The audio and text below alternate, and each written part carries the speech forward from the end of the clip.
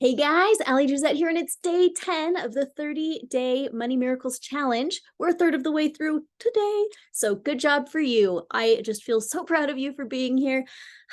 I love it. Don't forget to hit the notification bell on your little subscribe button here on YouTube if you want your phone to tell you when these videos come out every day, because we have 20 more of them, which I know feels like a lot, probably feels like a lot for you. It feels like a lot for me because I have to make them, but it's going to be really good. We'll hang out every morning and hopefully clear some of our blocks around money and open up our hearts to receiving more monetary miracles in our lives. So today on 30 Days of Belief Work Finances, we're on day 10. And this is also in alijosetteclasses.com, the Money Miracle Challenge. All of the journaling prompts and stuff from this book are just in there, so you don't need this book. And also I'm reading the relevant stuff to you in these videos, so you also don't need to do any of it. You can just watch this video. But it's fun to do it together with the group if you want to. Okay, optional journaling prompts for today are: what would it look like if it were easy to get out of debt? What if your mind were opening right now to new ideas and ways of thinking to help you get out of debt? What if it was easy?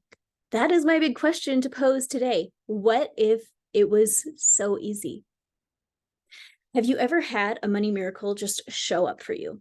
As I'm talking about this, a story is coming into my mind that, oh my gosh, my friend drove to my house to meet me so that she could pick me up and we could drive another. So she lived an hour away. She picked me up so we could drive another hour.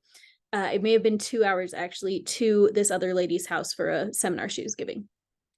And when she got to my house, she said, uh-oh, I forgot my wallet, by the way. So be sure you have your wallet. She'd actually called me and told me that. So I had taken out my wallet and I put it out of my purse like an idiot. And I put it like on the couch or something and then left with her and left my own wallet. So both of us were driving with no wallet into the middle of actual nowhere, desert Utah. And we got to this gas station, and at the gas station, we had no money. Like, we were out of gas and we also had absolutely no money. And it's the middle of nowhere and no one is coming.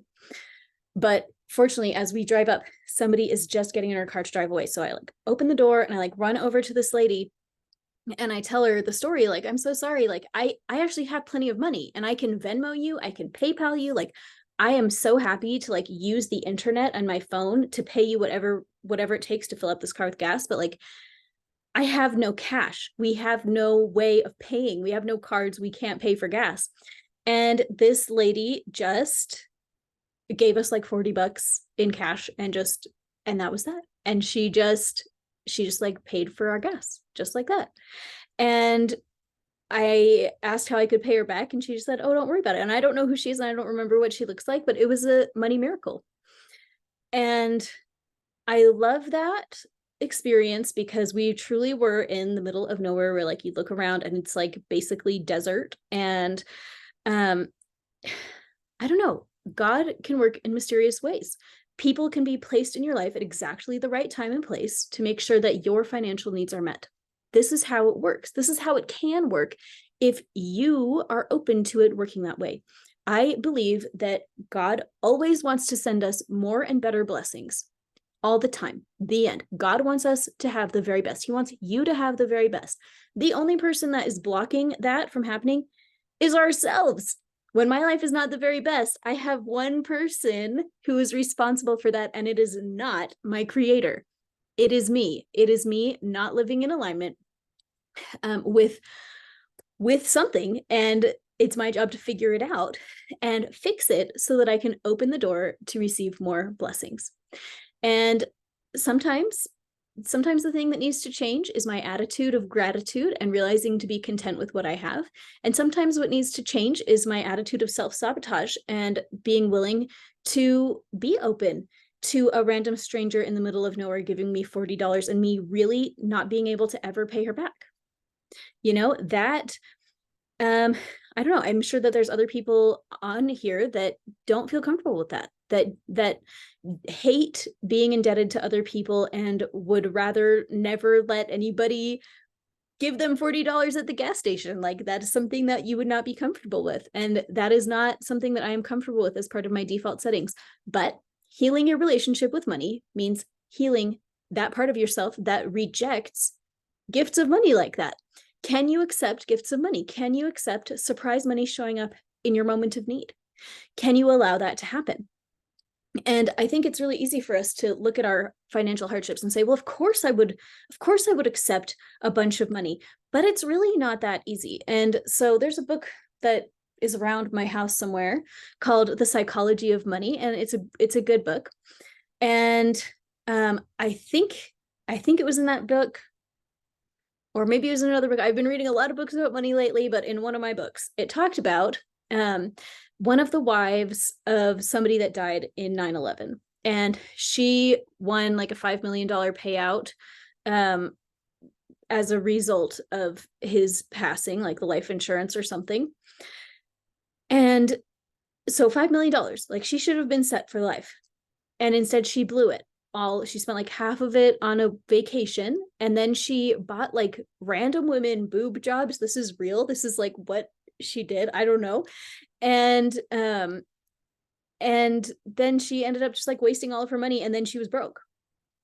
And if you see about like lottery winners, so many lottery winners end up totally broke. They win this money and then they spend it like crazy and end up worse off than they were before.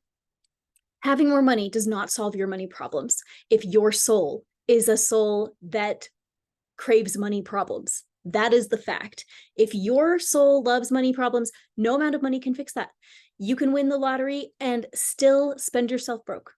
And that is what this series is all about trying to fix. It's about giving us something to think about, doing this belief work from this book that I love, and changing how we think about money so that we can change our behavior. When we change our internal self, when we change how we think about money and how we spend our money and how we earn our money and how we think about it and interact with money, that is when we see miracles. Our own psyches can only handle as much money as we can handle. And if that means if you're in a chronic debt cycle, I'm so sorry to be the one to say it. That is because your soul is very comfortable with the debt cycle, and it is time to snap out of it. Today is the day. I'm calling upon you to snap out of it. Hopefully by watching all these videos. If you haven't, go back to the beginning and watch through. Come join me on AliDuzetteClasses.com in the Money Miracles Challenge, or come find us on Facebook at Intuitive Healing with Ali Duzette. All the links are below. But your life does not have to be that way. Our financial lives are an external expression of what is internal.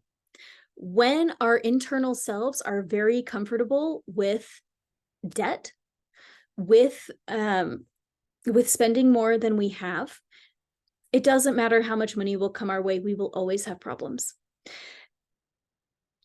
I'm going to pause because I know that sometimes it's not that easy. It's not that easy, Ali.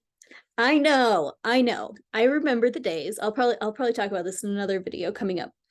But when my husband and I first got married, he worked as a janitor for like 2 hours a day, and I worked at a bakery.